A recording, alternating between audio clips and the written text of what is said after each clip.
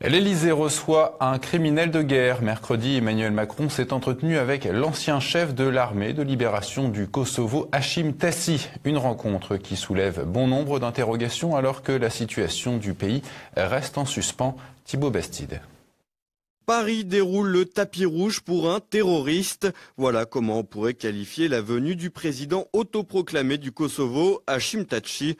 Mercredi, l'ancien chef de l'armée de libération du Kosovo, l'UÇK, a été reçu au palais de l'Élysée par Emmanuel Macron en personne.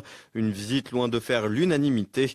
En effet, s'il est naturel que le président français reçoive d'autres dirigeants politiques étrangers, la venue d'Hashim Thaçi suscite la colère de bon nombre d'observateurs. En cause, le passé plus que trouble du président autoproclamé du Kosovo, notamment lorsqu'il était à la tête de l'UÇK pendant la guerre du Kosovo. On le soupçonne d'avoir ordonné un certain nombre d'assassinats contre ses rivaux et d'avoir torturé et tué des civils de nationalité serbe, rome et albanaise. Des accusations qui pourraient lui valoir d'être inculpé par un tribunal spécialisé dans les crimes de guerre. Selon le colonel Jacques Auguard, il s'agit d'une faute politique de la part d'Emmanuel Macron. En ce qui me concerne, je pense qu'il s'agit là d'une faute morale, bien sûr, qui n'aura échappé à personne.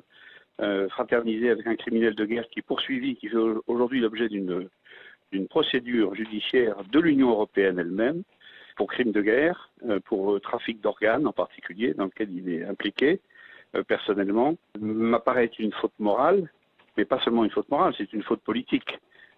Cet État, soi-disant État, n'est reconnu que par quelques États au monde, n'est pas reconnu par l'ONU. Cet État, entre guillemets, bafoue le droit international, bafoue la souveraineté des États et bafoue tout simplement la justice et le droit. Donc recevoir ce personnage, même de manière un petit peu discrète et cachée, comme c'était un peu, je pense, l'objectif au départ, me semble être une très grave faute politique. Pourtant, cela n'a pas empêché sa venue en grande pompe pendant 2 jours en France.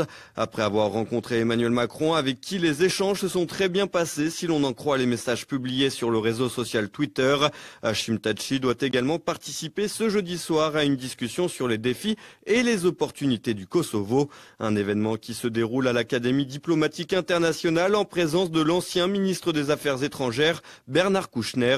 L'occasion aussi pour le président autoproclamé du Kosovo d'assurer la promotion d'un livre à sa gloire intitulé New State, Modern Statesman, comprenez Nouvel État, homme d'État moderne.